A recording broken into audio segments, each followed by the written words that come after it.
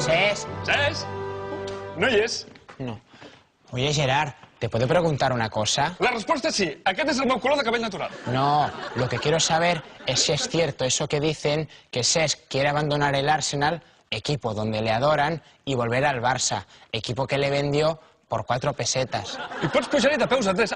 El Cesc és més culer que el Guardiola i més català que el pa amb tomàquet. Sweet Lord, nois, què hi feu aquí? Oh, hem vingut a veure't abans del partit. Va, anem a fer unes copetes. Sense alcohol. I després anem a fer una mica de mal a un garito que coneguis, on hi hagi nenes i tal. O también podemos ir a jugar al Scrabble a mi habitación. Ja em perdonareu, nois, però he de sopar a les 7 i anar a dormir a les 8.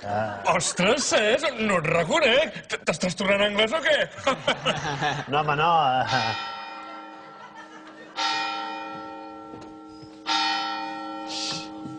Oh, my goodness. Són les 5. Una tassa de té, a cup of tea. El mío con sacarina. Ostres, tio, no fotis!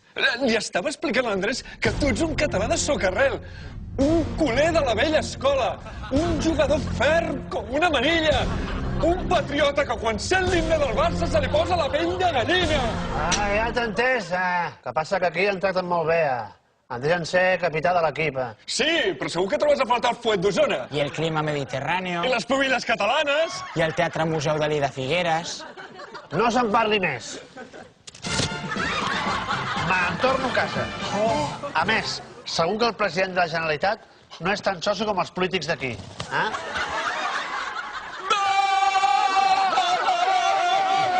Avís, els futbolistes del Barça no opinen sobre política, però és que aquest gag és com la possibilitat que el Madrid sigui campió d'Europa aquest any. Pura ficció.